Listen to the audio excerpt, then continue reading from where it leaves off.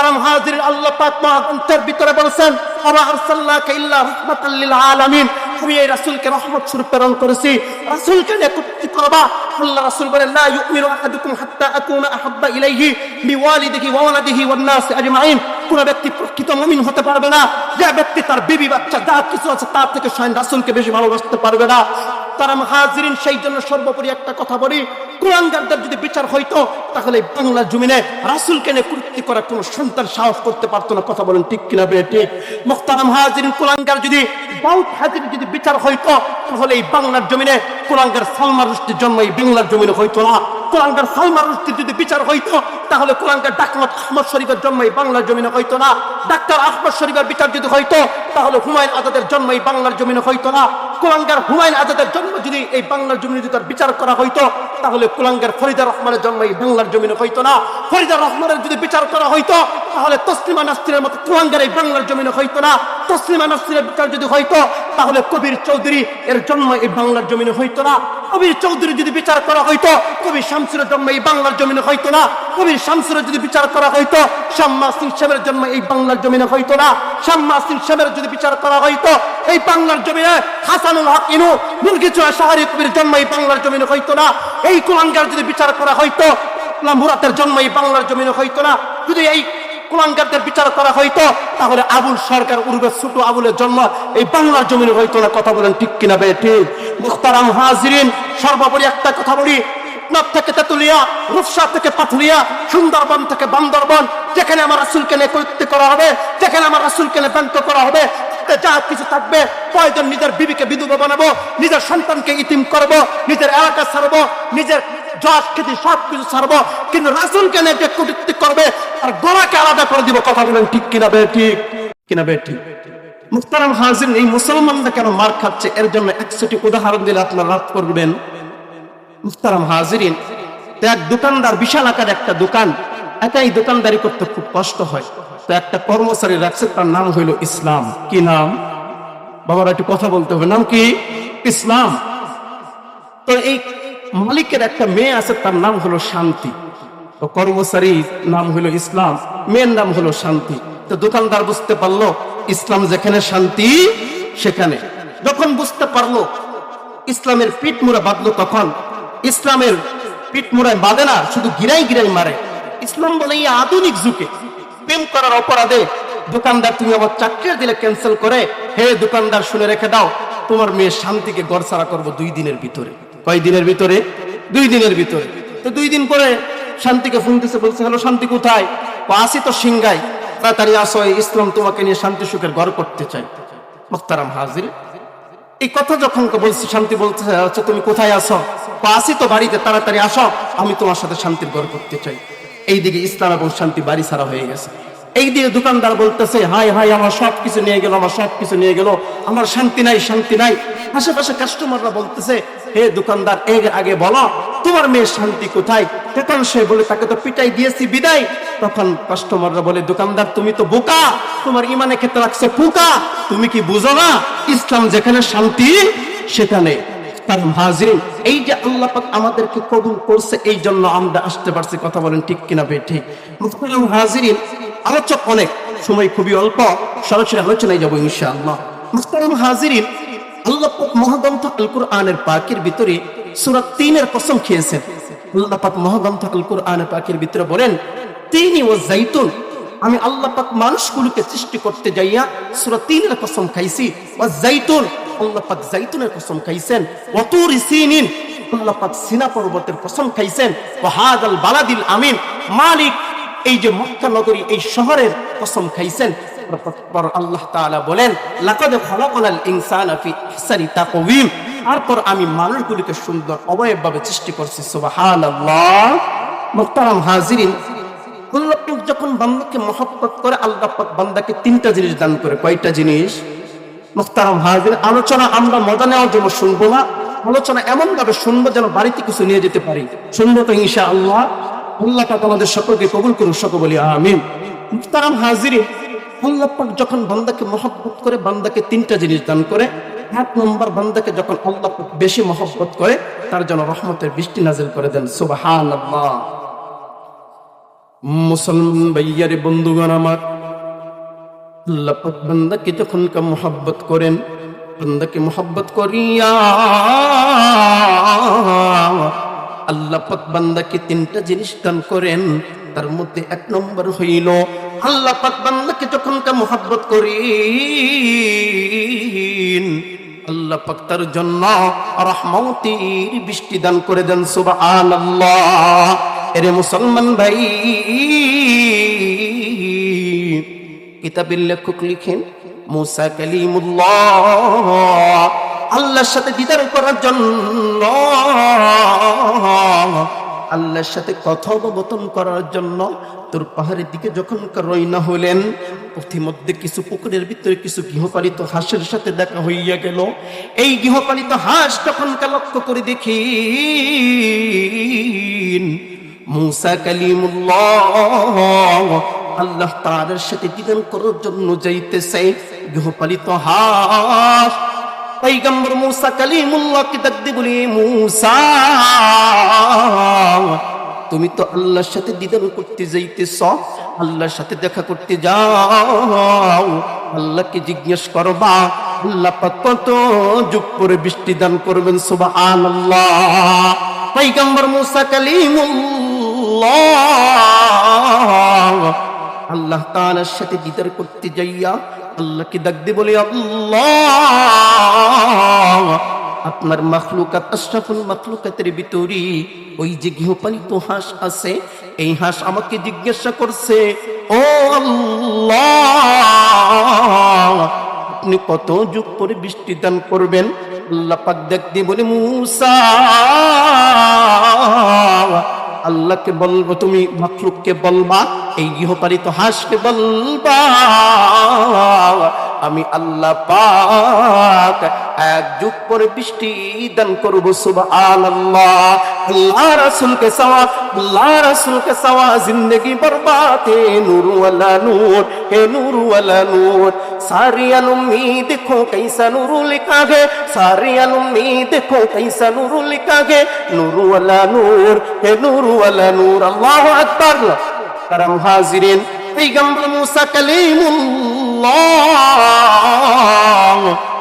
আল্লাহর সাথে কথোপকথন করিয়া রাস্তার ধারে যখন হেঁটে যায়,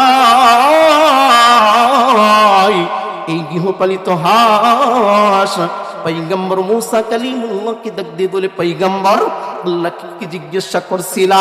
পয়গম্বর ডাক দিয়ে বলে, হে হাঁস আমি আল্লাহকে বলছিলাম আল্লাহ পাক বলছে এক যুগ পরে বৃষ্টি দান করবে। মুহতারাম হাজির, কথাগুলো মনোযোগ দিয়ে শোনা চাই। এই হাঁস আল্লাহর দরবারে শুকরিয়া আদায় করে বলে, আল্লাহ দেওয়ার মালিক আল্লাহ তুমি, নেওয়ার মালিক তুমি আল্লাহ। এই গৃহপালিত হাঁস যখন আল্লাহ পাকের দরবারে শুকরিয়া আদায় করছে, কিতাবের লেখক লিখিন আল্লাহ পাক ওই যে 12 বছরের কথাকে 12 সেকেন্ডের ভিতরে আল্লাহ পাক বৃষ্টি দান করে দিয়েছেন। সুবহানাল্লাহ। আল্লাহ বাবা, আল্লাহ বাবা, এক আল্লাহর ইবাদত করো, 3 ফরজে গোসল করো, 4 ফরজে ওযু করো, 5 ওয়াক্ত নামাজ পড়ো, 6 সূরা বয়ান শোনো, 7 দুজক বয়ান করো, 8 বেহেশত সোনার ঘর। যদি চাও বাঁচতে সইলে যাও দাসতে, আসার আগে আজরাইল জলদি যাও কাকরাইল, আর করো না বঙ্গি জলদি যাও টঙ্গি। মুসলিম আমার নাম, ইসলাম আমার গাড়ি, জান্নাত হবে আমাদের বাড়ি। আল্লাহু আকবার। মুসলমানদের আওয়াজ দিতে পারেন না? আল্লাহু আকবার। কারণ হাজিরিন, পয়গম্বর মুসা কালিমুল্লাহ এই অবস্থা দেখিয়া আল্লাহর কাছে ডাক দিয়ে বলে, আল্লাহ বললেন এক যুগ পরে বৃষ্টি দান করবেন। আপনি যে 12 সেকেন্ডের ভিতরে ডাক দিয়ে আপনি বৃষ্টি দান করলেন। কিতাবের লেখক লিখেন আল্লাহ পাক ডাক দিয়ে বলে, মুসা তুমি কি শোনো নাই আমার এই মাখলুক আমি আল্লাহর দরবারে শুকরিয়া আদায় করছে, আমি আল্লাহকে মহব্বত কইরা শুকরিয়া আদায় করে বলছে আলহামদুলিল্লাহ, সকল প্রশংসা আল্লাহ তাআলার জন্য। আমি এই মাখলুকের প্রতি সন্তুষ্ট হইয়া আমি আল্লাহ পাক এর প্রতি রহমতের বৃষ্টি নাজিল করে দিয়েছি। সুবহানাল্লাহ। কারণ হাজিরিন, আমি কি বলছিলাম? আল্লাহ যখন বান্দাকে মহব্বত করে কয়টা জিনিস দান করে? তিনটা জিনিস দান করে। তার মধ্যে এক নম্বর হইল রহমতের বৃষ্টি দান করে। এ মুসলমান ভাই, কি যেন বাহিরে বৈশা আছো, আজকে বয়ানটা শুনতেছো না? এই যে বার্সানা দক্ষিণ পাড়া জামে মসজিদের উন্নতি কল্পে আমি হাফেজ হাসান জামিলকে নিয়ে আসছি। আজকে বয়ানটা শুনে যাও, কিয়ামতের ময়দানে আল্লাহ এই বয়ান শোনার কারণে হতে পারে আল্লাহ পাক মাফ কইরা জান্নাতের সার্টিফিকেট দান করে দিবেন। সুবহানাল্লাহ। আরাম হাজিরিন, আল্লাহ পাক যখন বান্দাকে তার থেকে বেশি মহব্বত করে, এরপরে আল্লাহ পাক বান্দাকে তার থেকে যখন বেশি মহব্বত করে, আল্লাহ পাক বান্দার ঘরে মেহমান পাঠাই দেন। সুবহানাল্লাহ। তারা হাজিরিন, আল্লাহ পাক মেহমান পাঠাইলে কেমন বরকত হয় জানো নি? কিতাবের লেখক লিখেন, পয়গম্বর আরবি হযরত মুহাম্মদ সাল্লাল্লাহু আলাইহি ওয়াসাল্লামের কাছে একজন আনসার সাহাবী আসলেন।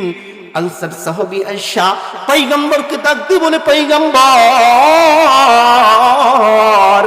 এরে পয়গম্বর, আমি আপনাকে কিছু মেহমানদারি করাইতে চাই। তারা হাজিরের কথা কি ভালো লাগতেছে নাকি চলে যাবেন? থাকবেন তো ইনশাআল্লাহ? এই যে মুরব্বি চাচা উঠতেছে মনে হয় ববে। পয়গম্বর যখন একজন আনসার সাহাবী আসলেন, ডাক দিয়ে বলতেছেন, ও পয়গম্বর, আমি আপনাকে মেহমানদারি করাইতে চাই, আমি আপনার জন্য এক পেয়ালা দুধ নিয়ে আসছি। কিতাবের লেখক লিখেন, পয়গম্বর ওই আনসার সাহাবীকে ডাক দিয়ে বলে, সাহাবী, তুমি কি শুধু আমাকেই পান করাইবা? বলতেছে, হে পয়গম্বর, আমি তো এক পেয়ালা দুধ নিয়ে আসছি, এই এক পেয়ালা দুধ তো আমি আপনি ছাড়া আর কাউকে পান করাইতে পারবো না। পয়গম্বর ডাক দিয়ে বলে, আনসার সাহাবী, আমি চাইতেছি এই এক পেয়ালা দুধ আমি সকল সাহাবীকে নিয়ে পান করাইতে চাইতেছি। সুবহানাল্লাহ। মন আমার কাঁদেরি, মন আমার কান্দিরি, যেতে সোনার মদিনায়। যেতে চাই না? মন আমার কাঁদেরি, মন আমার কান্দিরি, যেতে সোনার মদিনায়। মদিনার পথের দুলি, ওই মদিনার পথের দুলি মাতমো আমার গায়। মন আমার কাঁদেরি, মন আমার কান্দিরি, যেতে সোনার মদিনায়। আল্লাহু আকবার। পয়গম্বর আরবি হযরত মুহাম্মদ সাল্লাল্লাহু আলাইহি ওয়াসাল্লাম এইভাবে সকল সাহাবীকে ডাক দিয়ে একত্র করলেন। পয়গম্বর সর্বপ্রথম আবু বকর সিদ্দিক রাদিয়াল্লাহু তাআলা আনহুকে ডাক দিলেন। বলতেছেন, ইয়া আবু বকর, এই যে আমার আনসার সাহাবী আমাকে মোহাব্বত কইরা এক পেয়ালা দুধ নিয়ে আসছে, আমি সাহাবীকে বলছি, এই সাহাবীকে বলছি এই দুধ থেকে সকল সাহাবীকে পান করাইব। কিতাবের লেখক লিখেন, আবু বকর সিদ্দিক রাদিয়াল্লাহু তাআলা আনহু পয়গম্বরকে ডাক দিয়ে বলে, পয়গম্বর, এই এক পেয়ালা দুধ তো আমি একাই পান করে ফেলবো, আপনার সকল সাহাবীকে কিভাবে পান করাইবেন? কিতাবের লেখক লিখেন, পয়গম্বর ডাক দিয়ে বলে, আবু বকর, এই দুধ পান করার একটা তরিকা হইল, এই তরিকাটা এমন কোন তরিকা নয়, এই তরিকাটা হইল দুধটা যখন পান করবা দাঁড়াইয়া পান করবা। এই দুধটা পান করার সময় চক্ষুগুলো বন্ধ কইরা আমার মালিকের নামে তুমি এই দুধটা পান করবা। আমি পয়গম্বর বলতেছি, আল্লাহ পাক এই দুধের ভিতরে বারাকাত দান করে দিবেন। সুবহানাল্লাহ। পয়গম্বর যখন এই দুধটা আবু বকর সিদ্দিক রাদিয়াল্লাহু তাআলা আনহুকে পান করতে দিলেন, পয়গম্বর আবু বকর সিদ্দিক রাদিয়াল্লাহু তাআলা আনহুকে যখন বললেন, আবু বকর সিদ্দিক রাদিয়াল্লাহু তাআলা আনহু এই দুধের পেয়ালা যখন মুখে নেয়, চক্ষু বন্ধ করে যখন পান করে, তৃপ্ত সহকারে পান করছে। ওই পান করার পরই পয়গম্বর আবু বকরকে ডাক দিয়ে বলি, আবু বকর,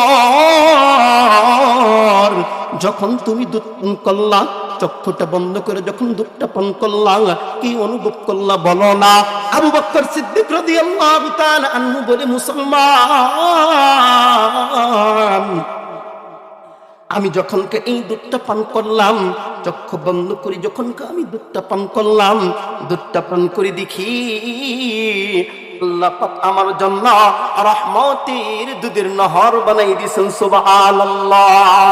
আল্লাহ পাক মহাগ্রন্থ আল কুরআনের পাকের ভিতরে বলেন, মাইয়াসিল্লাহু ওয়া রাসূলুহু ওয়া ইউদখিলহু জান্নাতিন তাজরি মিন তাহতিহাল আনহারু খালিদিনা ফিহা আবাদা। যেই ব্যক্তি আমি আমার আল্লাহর রাসূলকে মানবে, আল্লাহর প্রতি ইস্তেকামত থাকবে, আল্লাহ পাক তার ঠিকানা জান্নাতে বানাই দিবে। সেই জান্নাতের তলদেশে থাকবে দুধের নহর সমূহ, মধুর নহর সমূহ। পয়গম্বর এরপরে হযরত ওমর ফারুক সিদ্দিক রাদিয়াল্লাহু তাআলা আনহুকে ডাক দিলেন, এই ওমর তুমি আল্লাহ তাআলার নামে এই দুধটা পান করো। ওমর ফারুক রাদিয়াল্লাহু তাআলা আনহু এই দুধটা যখন পান করলেন, পান করার পরে তাকে জিজ্ঞাসা করা হইল, ওমর দুধ পান কইরা তোমার কেমন অনুভূতি হইল?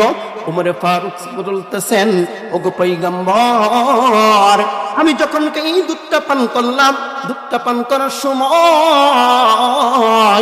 আল্লাহ তাআলার নামে যখন এই দুধটা পান করলাম, এক চুমুক যখন খাইলাম এক রকমের স্বাদ পাইলাম, তারপরে যখন আরেক চুমুক খাইলাম, তারপর আরেক চুমুক খাইলাম, এইভাবে আমার কাছে মনে হইল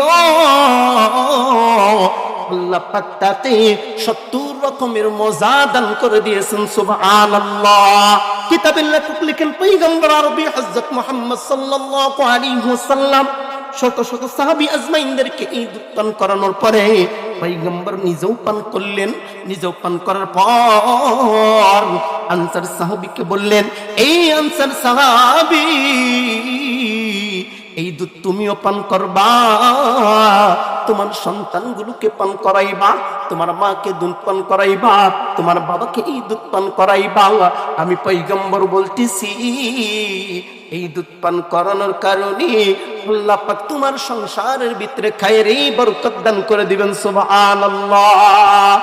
তারাম হাজিরিন, কিতাবের লেখক লিখেন, ওই আনসার সাহাবী তার গোটা পরিবারকে যখন এই দুধটা পান করাইলেন, দুধটা পান করার পর অল্প কিছুদিন পরে পয়গম্বর কাছে আসিয়া বলে, পয়গম্বর, ওই যে দুধের মেহমানদারি করার কারণে আল্লাহ পাক আমার সংসারের ভিতরে ভরপুর বরকত দান করে দিয়েছেন। সুবহানাল্লাহ।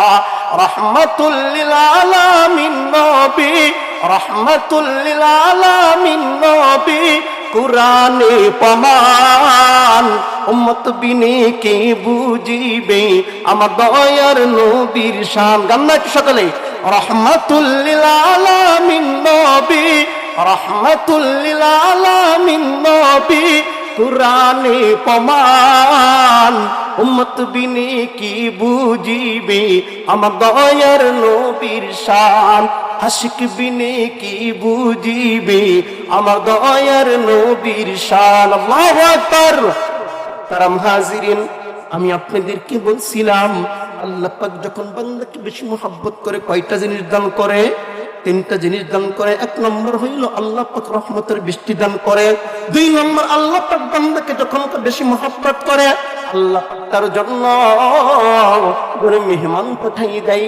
আফসোসের বিষয় হইল, আজকে আমাদের ঘরে যখন মেহমান আসলে আমরা রাগান্বিত হই। আমরা বলি, আজকে কি মেহমান আসার দরকার ছিল? আজকে কি বেওয়ার আসার দরকার ছিল? আজকে কি বাইরের আসার দরকার ছিল? আজকে কি পঞ্জাবের আসার দরকার ছিল? এবার সারা মুসলমান তোমাদেরকে বলে যাই, এই যে মেহমানদারি করার কারণে আল্লাহ পাক তোমার সংসারের ভিতরে বরকত দানাই দিবে। সুবহানাল্লাহ। মুহতারাম হাজির, কয়টা শুনছি? 2টা শুনছি। 3 নম্বরটাকে 3 নম্বর হইল আল্লাহ পাক যখন বান্দাকে বেশি মহব্বত করতে থাকে, তার থেকে বেশি মহব্বত করে, আল্লাহ পাক সেই বান্দার ঘরে কন্যা সন্তান দান করে দেয়। সুবহানাল্লাহ। তারাম হাজিরিন, আমার প্রিয় বড় ভাই রমজান মাহমুদের কাছ থেকে একটা ঘটনা আমি শুনছি। তারাম হাজির, আমার হৃদয়কে এমন ভাবে কান্দাইছে। এই মুসলমান, মেয়ে সন্তান হওয়ার কারণে আমরা পুত্র বধূকে তালাক পর্যন্ত দিয়ে ফেলি। কথা বলেন ঠিক কিনা? বে ঠিক। মুহতারাম হাজির, ঘটনা আমি আপনাদেরকে শোনাই। আফগানিস্তানের ভিতরে এক ব্যক্তির নাম ছিল সালমান। এই সালমান যখন পর্যায়ক্রমে যখন বড় হইতে লাগলো, বড় হইতে লাগতে লাগতে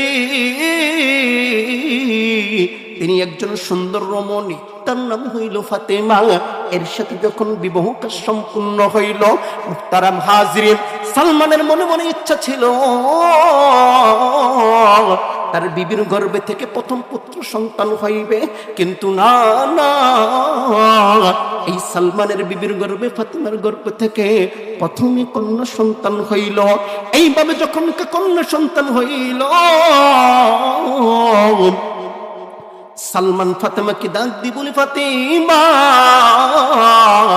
আমার মনে খুব বড় আশা ছিল আল্লাহ পাক আমাদের সংসারের ভিতরে প্রথম ছেলে সন্তান দান করবে, কিন্তু না, আল্লাহ পাক প্রথমেই আমার গরি কন্যা সন্তান দান করছে। কিতাবের লেখক লিখেন, রমজান মাহমুদ ভাই এইভাবে বলেন, এইভাবে যখন পর্যায়ক্রমে ছেলে সন্তান আশা করিয়া তার বিবির গর্ভে যখন 6টা কন্যা সন্তান হইল, পর্যায়ে সালমান ডাক দিয়ে বলে, ফাতেমা, একটা ছেলে সন্তান আশা করিয়া তোমার গর্ভে 6টা কন্যা সন্তান হয়েছে।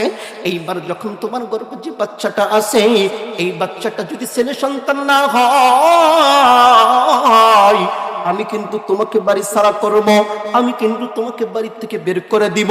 কিন্তু সালমান এইভাবে যখন ফাতেমা যাই নামাজ বিছাইয়া আল্লাহ পাকের দরবারে 2 রাকাত নামাজ পড়াইয়া আল্লাহকে ডাক দিয়ে বলে, আল্লাহ, সন্তান দেওয়ার মালিক আমার স্বামী সালমান নাই, সন্তান দেওয়ার মালিক আমাদের এলাকার চেয়ারম্যান নাই, সন্তান দেওয়ার মালিক কোনো বাবা নয়, সন্তান দেওয়ার মালিক কোন সাহাবী নয়, সন্তান দেওয়ার মালিক একমাত্র আল্লাহ তুমি। ও আল্লাহ, আমার গর্ভে যে সন্তানটা আছে, এই সন্তানটা আল্লাহ আমি আর মেয়ে সন্তান চাই না, এই সন্তানটা তুমি ছেলে সন্তান দান কইরা দিবা। এইভাবে যখন দোয়া করতেছি, রাতের অন্ধকারে এইভাবে সালমান চিৎকার দিয়ে উঠছে। বিবি তার দোয়া গুলো শেষ করিয়া সালমানের কাছে গেছে। সালমানের কাছে যাওয়ার পরে বলতেছে, এ প্রাণের স্বামী, কি হয়েছে, আপনি এমন চিৎকার দিয়ে উঠলেন কেন? সালমান যখন কাছে যাইয়া সালমান বিবি ফাতেমাকে বুকের ভিতরে, পাঁজরের ভিতরে এমন ভাবে ধরছে, এরে ফাতেমা, আমি এমন একটা স্বপ্ন দেখছি, আমি আজকে থেকে বড় হয়েছি, এমন কোন ভয়ানক স্বপ্ন আমি দেখি নাই। সালমানের এই স্বপ্নের কথা শুনিয়া ফাতেমা ডাক দিয়ে বলে, ও প্রাণের স্বামী, আপনি বলেন না কোন স্বপ্নটা দেখছেন? বলতেছে, আমি স্বপ্ন দেখছি, আমি স্বপ্ন দেখলাম আমাকে আল্লাহ পাক আযরাইল আলাইহিস সালামের মাধ্যমে আমার জানটা কবজ কইরা নিছে। আমাকে আশেপাশে মানুষগুলো গরম পাতা গরম পানি দিয়া আমাকে সুন্দরভাবে গোসল করাইল। গোসল করাইয়া যখন আমাকে কবরস্থানে নিয়ে গেল, আশেপাশে আমার ভাই বাদারকে বললাম, আমাকে অন্ধকার কবরে শুইয়া যাইও না, অন্ধকার কবরে আমাকে রাইখা যাইও না, থাকতে পারবো না, আমাকে অন্ধকার কবরে তোমরা রাইখা যাইও না। কিতাবের লেখক লিখেন, এইভাবে যখন সালমান আহাজানি করতেছে, না না, তাকে কেউ কথা শুনতেছে না। সালমান ফার্সি বলেন, এক পর্যায়ে দেখলাম কিয়ামত ময়দান সংগঠন হইয়া গেছে। আমার নেকির পাল্লার ভিতরে আমার গুনার পাল্লাটা ভারী হইয়া গেছে, আমার নেকির পাল্লাটা হালকা হইয়া গেছে।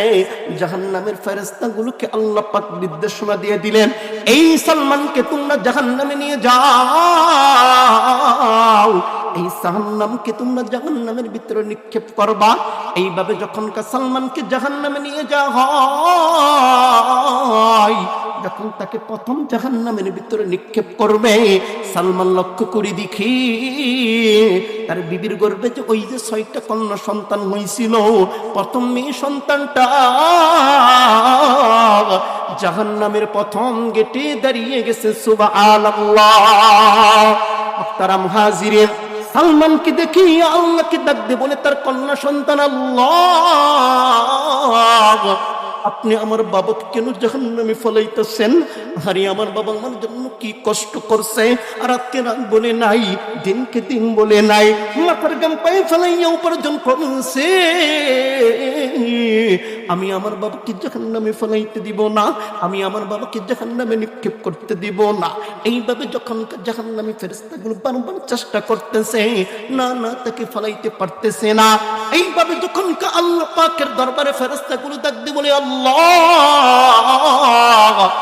আমার বান্দি তো তাকে জাহান্নামে নিক্ষেপ করতে দিতেছে না, আপনি জাহান্নামে তাকে নিক্ষেপ করতে দিতেছে না, ও আল্লাহ আমি কি করব? এইভাবে আল্লাহ পাক ফেরেশতাগুলোকে ডাকতে বলে, ফেরেশতা তোমরা এই ব্যক্তিকে 2 নম্বর জাহান্নামে নিয়ে যাও। 2 নম্বর জাহান্নামে যখন তাকে নিয়ে যাওয়া হইল, সালমান লক্ষ্য করে দেখি 2 নম্বর গেটের ভিতরে তার দুটিও মেয়েটা দাঁড়িয়ে রয়েছে। আল্লাহু আকবার। আল্লাহকে ডাকতে বলে, আল্লাহ আপনি কাকে জাহান্নামে ফলাইতেছেন? আরে আমার বাবা আমার জন্য কি কষ্ট করছে, রাতের বেলা স্টার চালাইছে, রাতের বেলা ব্যান চালাইছে, রাতের বেলা বাস চালাইছে আমাকে মানুষ করার জন্য। আমি এই বাবাকে জাহান্নামে ফলাইতে দিব না। কিতাবের লেখক লিখেন তাকে 2 নম্বর জাহান্নামে ফলাইতে পারে নাই। পর্যায়ক্রমে যখন 6 নম্বর জাহান্নামে নিয়ে যাওয়া হয়, ওই 6 নম্বর জাহান্নামের ভিতরে সালমান লক্ষ্য করে দেখি আর মনে মনে আল্লাহকে ডাকতে বলে, আল্লাহ পর্যায়ক্রমে আমার 5টা মেয়ে তো একটু বড় বড় ছিল, তারা আমাকে বাঁচাই দিছি। এই 6 নম্বর গেটে তো আমার মেয়েটা ছোট মানুষ, যেহেতু সেমন ভালোভাবে কথা বলতে পারে না, সে আমাকে কিভাবে এখান থেকে মুক্ত করবে? সালমানকে যখন 6 নম্বর জাহান্নামে যখন গেট করা হবে, 6 নম্বর জাহান্নামে যখন নিক্ষেপ করা হইবে, এইভাবে যখন নিক্ষেপ করা হইবে, ওই কুলের বাচ্চা হামাগুড়ি দিয়া এইভাবে আমুক পাইরা পাইরা আল্লাহকে ডাকতে বলে, আল্লাহ আমি তো মাসুম মানুষ, আমি তো ছোট মানুষ, আমি তো আমার তো কোনো গুনাহ নাই, আমার গুনাহ না থাকার কারণে আল্লাহ আপনি আমার বাবাকে এই জাহান্নাম থেকে মুক্ত করে দেন। আল্লাহু আকবার। এইভাবে যখন 6 নম্বর জাহান্নামে ফলাইতে পারল না, তারা মুয়াজ্জিন একটা প্রশ্ন করি, বলেন তো জাহান্নাম কয়টা? 7টা। তাহলে কয়টা গেল? 6টা চলে গেল। এইভাবে যখন 7 নম্বর জাহান্নামে যখন নিয়ে যাওয়া হইল, 7 নম্বর জাহান্নামের ভিতরে বলতেছেন সালমান, এইভাবে বিবরণ দিতেছেন, আমাকে 7 নম্বর জাহান্নামে যখন নিক্ষেপ করা হয়, জাহান্নামের ফেরেশতাগুলো 70,000 আমাকে সিরকলগুলো দিয়া এমন ভাবে টাইনে টাইনে যখন ফালাইতেছে, আমি ডাক দি বলি, আল্লাহ আমি তো বুঝি নাই, না বুঝার কারণে আমি আমার বিবির প্রতি জুলুম করছি। ও আল্লাহ আপনি আমাকে মাফ করিয়া আমার ঠিকানা জান্নাতে বানাই দেন। সুবহানাল্লাহ। এইভাবে যখন আমাকে 7 নম্বর জাহান্নামে যখন নিক্ষেপ করা হইল, আমার ঘুমটা ভেঙে যায়। ও বিবি আমায় তোমাকে বলতেছি, তোমার গর্ভে যে সন্তানটা আছে, এই সন্তানটা আমার ছেলে সন্তান দরকার নাই, এই সন্তানটা আল্লাহ পাক যেন কন্যা সন্তান দান করে দেন। সুবহানাল্লাহ। আল্লাহ তুমি কত মহান, কত ভালো বন্ধু, মনে তুমি মনে তুমি, তুমি দয়ার সিন্ধু। সকলে বলি না, আল্লাহ তুমি কত মহান, কত ভালো বন্ধু, মনে তুমি মনে তুমি, তুমি দয়ার সিন্ধু। নেই কেহ নেই ত্রিভুবনে তোমার সমান, তুমি রহমান, তুমি মেহেরবান, তুমি রহমান, তুমি মেহেরবান। আল্লাহ তুমি কত মহান, কত ভালো বন্ধু, পানে তুমি মনে তুমি, তুমি দয়ার সিন্ধু। আল্লাহু আকবার। মুহতারাম হাজিরিন, সেই জন্য আমাদের মেয়ে সন্তান হলে বিবিকে আমরা মারধর করব না, কথা দেবেন তো ইনশাআল্লাহ? কে কে মারধর করবে একটা হাতটা তুলে দেখান তো দেখি। আপনি মারধর করবেন? আল্লাহ পাক যেন আমাদেরকে ঘরে মেয়ে সন্তান দিলে আমাদের মারধর করবো না, এটা আল্লাহকে দেখিয়ে দেই। সকলে হাত তুলে দেখিয়ে দেই। হাত তুলেন এখন। নারে তাকবীর, নারে তাকবীর। আল কোরআনের আলো, আল হাদিসের আলো। হাত নামান বাবা, হাত নামান। তারা মুহাজিরিন, বর্তমান অবস্থা এমন একটা ভয়ানক অবস্থা হয়েছে, বাংলার জমিনে যদি আল্লাহু আকবার আওয়াজ নিয়ে এখন বর্তমান কটূক্তি করা হচ্ছে। কথা বলেন ঠিক কিনা বেঠি? তারা মুহাজিরিন, যে বাংলা 5 লক্ষ মসজিদ থেকে 25 লক্ষ বার আল্লাহু আকবার আওয়াজ উচ্চারিত হয়, যে দেশে কোন মুসলমান শিশু জন্ম নিলে তার কর্ণপহারে আল্লাহু আকবার আওয়াজ ঢুকিয়ে দেওয়া হয়, যে দেশে কোন মুসলমান মৃত্যুবরণ করলে আল্লাহু আকবার আওয়াজ দিয়ে তার জানাজার নামাজ সম্পন্ন করা হয়, যে দেশে আল্লাহু আকবার নামে সূর্য ওঠে, যে দেশে আল্লাহু আকবার নামে সূর্য ডুবে, সে দেশে কোন কুলাঙ্গার যদি আল্লাহু আকবার আওয়াজকে বিতর্কিত বলে, তার জন্মটাই বিতর্কিত। কথা বলেন ঠিক কিনা বেঠি? তারা মুহাজিরিন, এত কিছু হয় তাতে কোনো তোমার সমস্যা হয় না। তোমার এলাকায় ডিজে পার্টি ছাড়া কোনো কাজ সম্পূর্ণ হয় না। তোমার ঘরে স্টাইল জলসা জি বাংলা হাই ভলিউমে চলে, তাতে কোনো তোমার সমস্যা হয় না। আজানের আওয়াজ শুনলেই তোমার বিতর্কিত স্লোগান মনে হয়, তার মানে বোঝা যায় জন্মের সময় তোমার কানে আজান দেওয়া হয় নাই। কথা বলেন ঠিক কিনা বেটি? জি হে যুবক, দুনিয়ার রঙিন পোশাক দাও, শাহাদাত তামান্নায় উজ্জীবিত হও। বিড়ালের মতো 500 বছর বেঁচে থাকার দরকার নেই, সিংহের মতো 1 ঘন্টা বেঁচে এদেশে খতমে নবুয়ত নিয়ে যারা কথা বলবে, রাসূলকে নিয়ে যারা কথা বলবে, হাতে যা কিছু থাকবে তাই নিয়ে ময়দানে উপনীত হব। প্রয়োজনে মাথার পাগড়ি কোমরে বেঁধে ময়দানে উপনীত হব।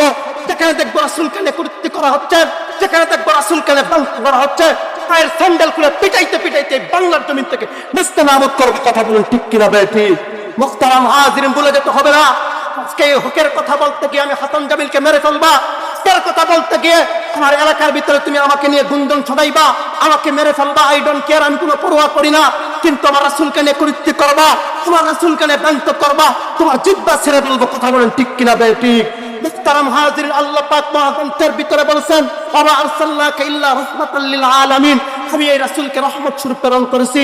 রাসূলকে নিয়ে কটূক্তি করবা, আল্লাহ রাসূল বলেন, লা ইউমিনু আহাদুকুম হাত্তা আকুনা আহাব্বা ইলাইহি বিওয়ালিদিহি ওয়া ওয়ালাদিহি ওয়ান নাস আজমাইন। কোন ব্যক্তি প্রকৃত মুমিন হতে পারবে না যে ব্যক্তি তার বিবি বাচ্চা যা কিছু আছে তার থেকে স্বয়ং রাসূলকে বেশি ভালোবাসতে পারবে না। মুহতারাম হাজিরিন, সেই জন্য সর্বোপরি একটা কথা বলি, কুলাঙ্গারদের যদি বিচার হইতো তাহলে বাংলার জমিনে রাসূলকে নিয়ে কটূক্তি করা কোন সন্তান সাহস করতে পারতো না। কথা বলেন ঠিক কিনা বেটি? মুহতারাম হাজিরিন, কুলাঙ্গার যদি দাউদ হাজির যদি বিচার হইতো তাহলে এই বাংলার জমিনে কুলাঙ্গার সালমান রুশদির জন্ম এই বাংলার জমিনে হইতো না। কুলাঙ্গার সালমান রুশদির যদি বিচার হইতো তাহলে কুলাঙ্গার ডাক্তার আহমদ শরীফের জন্ম এই বাংলার জমিনে হইতো না। ডাক্তার আহমদ শরীফের বিচার যদি হইতো তাহলে হুমায়ুন আজাদের জন্ম এই বাংলার জমিনে হইতো না। কুলাঙ্গার হুমায়ুন আজাদের জন্ম যদি এই বাংলার জমিনে যদি তার বিচার করা হইতো তাহলে কুলাঙ্গার ফরিদা রহমানের জন্ম এই বাংলার জমিনে হইতো না। ফরিদা রহমানের যদি বিচার করা হইতো তাহলে তসলিমা নাসরিনের মতো কুলাঙ্গার এই বাংলার জমিনে হইতো না। তসলিমা নাসরিনের বিচার যদি হইতো তাহলে কবির চৌধুরী এর জন্ম এই বাংলার জমিনে হইতো না। কবির চৌধুরী যদি বিচার করা হইতো কবি শামসুরের জন্ম এই বাংলার জমিনে হইতো না। কবির শামসুরের যদি বিচার করা হইতো শাম্মা সিং সাহেবের জন্ম এই বাংলার জমিনে হইতো না। শাম্মা সিং সাহেবের যদি বিচার করা হইতো এই বাংলার জমিনে হাসানুল হক ইনু মুনকিচুয়া শাহরি কবির জন্ম এই বাংলার জমিনে হইতো না। এই কুলাঙ্গার যদি বিচার করা হইতো মুরাদের জন্ম এই বাংলার জমিনে হইতো না। যদি এই কুলাঙ্গারদের বিচার করা হইতো তাহলে আবুল সরকার উর্বে ছোট আবুলের জন্ম এই বাংলার জমিনে হইতো না। কথা বলেন ঠিক কিনা বেটি? মুহতারাম হাজিরিন, সর্বোপরি একটা কথা বলি, আপনার থেকে তেতুলিয়া, রূপসা থেকে পাথুরিয়া, সুন্দরবন থেকে বান্দরবন, যেখানে আমার রাসূলকে নিয়ে কটূক্তি করা হবে, যেখানে আমার রাসূলকে নিয়ে ব্যঙ্গ করা হবে, হাতে যা কিছু থাকবে, প্রয়োজন নিজের বিবিকে বিধবা বানাবো, নিজের সন্তানকে ইতিম করব, নিজের এলাকা ছাড়বো, নিজের জোয়াত খেতে সব কিছু ছাড়বো, কিন্তু রাসূলকে নিয়ে যে কটূক্তি করবে তার গলাকে আলাদা করে দিব। কথা বলেন ঠিক কিনা বেটি? মুহতারাম হাজিরিন, সময় খুবই অল্প, যেহেতু সময় খুবই অল্প দিয়েছে আমাকে, আপনারা আমাকে চিনেন, আমার নাম হাফেজ কারি হাসান জামিল, আমার বাড়ি এই বটতলায়। আপনারা আমার জন্য দোয়া করবেন। আল্লাহ পাক যেন এই হকের সাথে থেকে আল্লাহ পাক যেন আমাকে এই দিনই কথাগুলো যেন আমি বেশি থেকে বেশি বলতে পারি। আল্লাহ পাক আগে আমাকে আমল করার তৌফিক দান করে সকলে বলি আমিন। আপনারা সকলের প্রতি আমল করবেন তো ইনশাআল্লাহ। তারাম হাজিরের সর্বোপরি একটা কথা, আমাদের চোখ রাখতে হবে কোথায়? কোথায় চোখ রাখতে হবে? কোরআনে। মুসলমানকে মানতে হবে কোরআন হাদিসের সীমানা, এই সীমানা লঙ্ঘন করলে জাহান্নামে ঠিকানা। কথা বলেন ঠিক কিনা বেটি? মুসলমানকে মানতে হবে কোরআন হাদিসের সীমানা, এই সীমানা লঙ্ঘন করলে জাহান্নামে ঠিকানা। আরে যদি নাহি মানো নাইর গতি কোন, আরে যদি নাহি মানো নাইর গতি কোন, জেনে শুনে জাহান্নামের দিকে কেন যাও? আরে গাও বাংলাদেশ গাও, তবে ইচ্ছে মতি গাও, মন চাহিলে নেচে গিয়ে জাহান্নামে যাও। যেমন ইচ্ছা তেমন করে মনের সুখে গান গাইবা, মাঝে মধ্যে তেড়ি বেডিং কমর দুলাই নাচিবা। কথা বলেন ঠিক কিনা বেটি? যেমন ইচ্ছা তেমন করে মনের সুখে গান গাইবা, মাঝে মধ্যে তেড়ি বেডিং কমর দুলাই নাচিবা। আরে ভালো লাগে বুঝি তাই এত নাচানাচি, আরে ভালো লাগে বুঝি তাই এত নাচানাচি, এত কেন নাচানাচি জাহান্নামে যাও।